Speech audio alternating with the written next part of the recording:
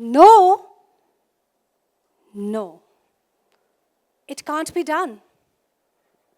It just doesn't work. I've heard that so often that now I don't want to hear it ever again. Too much to choose from. I get 500 a week. Who has the time? Too bold. Risky. The mother is the anti-hero. It won't work. It's going to sink without a trace, I was told. Mark my words, without a trace. Some of the comments were a bit cruel. I do hope your manuscript is better written than your synopsis. The first book will sink. Maybe you'll be noticed with the second or the third. Have patience. I groaned. I didn't have another idea. This was it. You know, it's a bit like gasping for breath when the smog-filled smoke or the smoke-filled smog chokes you. You never really wonder what goes into the atmosphere. You take fresh air for granted. Let me change that. I come from Delhi.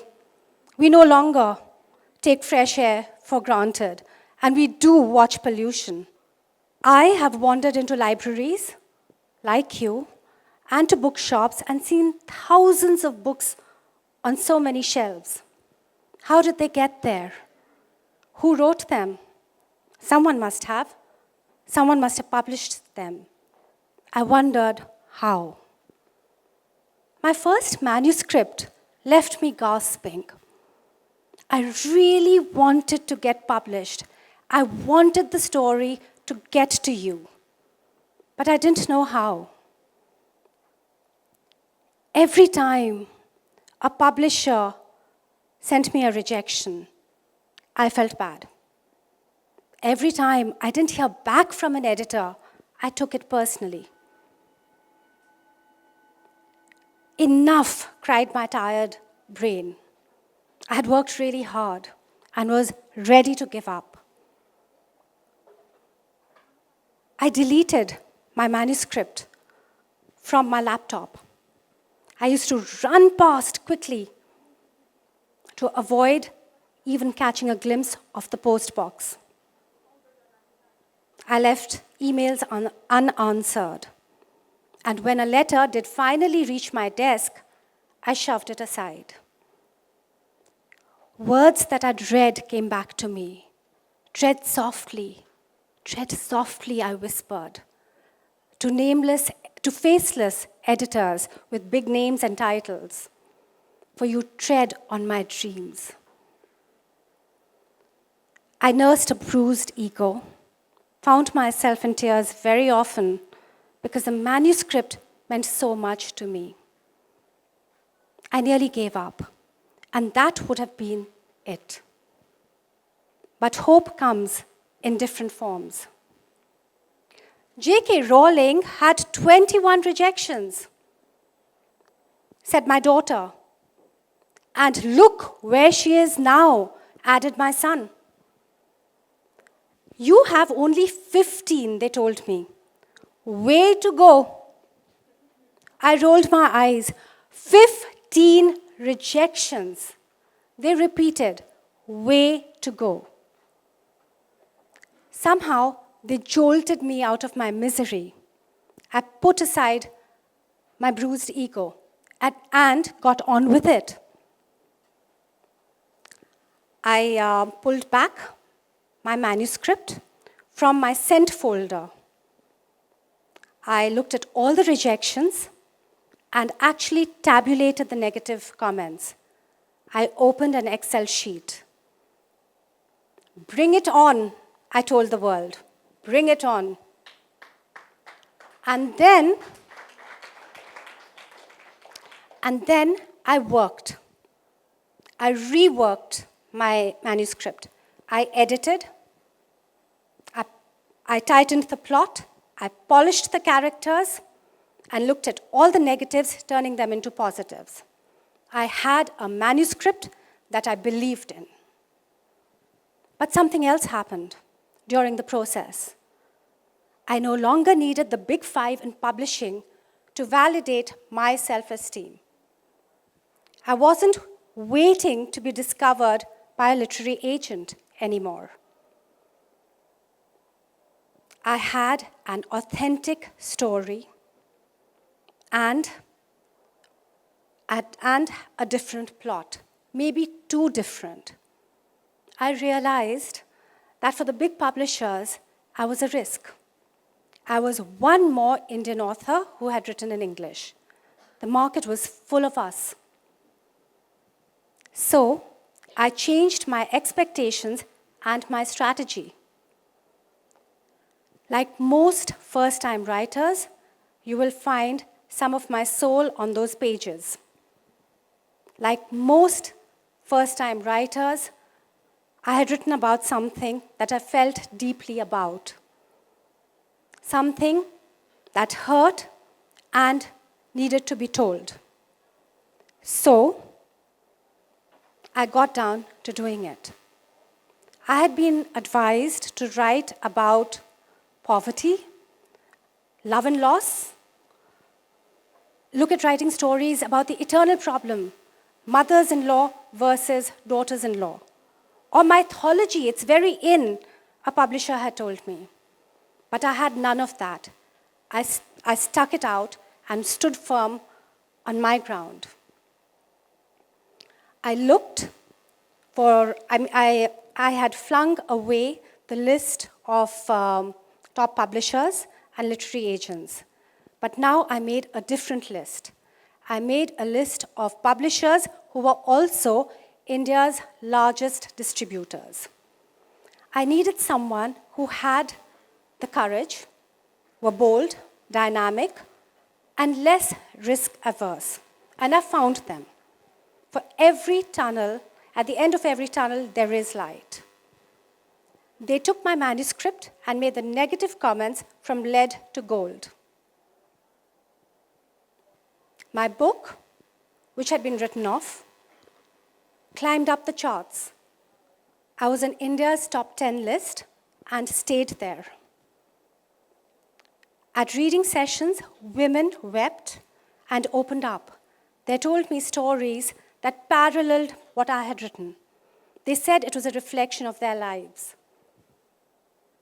New York Times interviewed me. It felt good. I spoke at the University of Oxford and at Cambridge. The oldest school in the world organized a seminar to discuss the themes of my book. And yet, I have to tell you that it wasn't easy to get there. I had written about patriarchy. I hold up a mirror to society in India. I had written about contemporary India with its glory and its problems.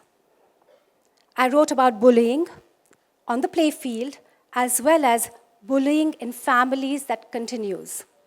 I write, still do, about how actions of a generation can singe those that come later. Obviously, I had very powerful detractors. It didn't feel good when a senior editor told me, I've been advised to let my team know that they are not to review your book. For my book launch, whenever I called someone, they would say, well, we've been told not to turn up for the book launch. It hurt. It really did. But in some ways, I made it. And so goes the story. I really am no one to advise you on careers because I've lived a very unconventional life. I'm the same person who was told that my talents were a waste, that I wasn't going to cut it, I wasn't going to do well, that English literature didn't mean anything. The subjects of the New World were economics, and math, my mother's voice haunted me. I nearly gave up. I was told, and this despite the fact that I studied English literature at St. Stephen's College, University of Delhi. How the world has changed. This year, English Honours had the highest cutoff at Delhi University. I was told that I would never get into an MBA school. No half-decent school will accept you. But I did. I went on to do my master's from the London School of Economics and got a full scholarship.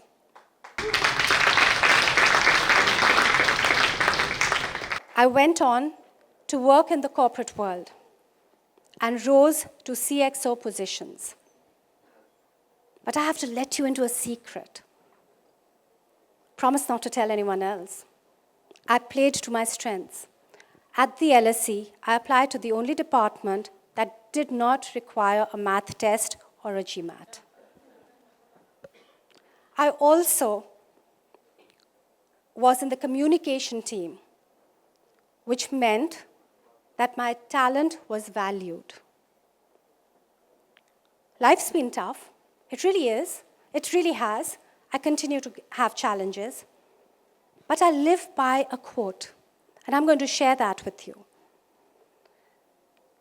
You never know how strong you are until being strong is your only option. Bob Marley said this, and I believe in it. So, don't give up, don't give in, stay the course. And remember, creativity has no start date. It cannot be boxed. It does not come with an instructions manual. Ideas cannot be put down. And that is your strength. Be the Pied Piper and dance to your own music. For whenever you are successful, it feels good. Mozart wrote his first symphony at the age of 8. That doesn't mean that teenage musicians who compose music or sing and dance are old or not successful. Unbox your fear of failure, of not being good enough. Unlock your talent. Unleash your potential. Go for it. But be smart. If life is a story, begin yours today. 4, until the lion learns to write, every story will glorify the hunter. So, you have a choice. I made mine. You have a choice. Are you the lion or are you the hunter? Thank you.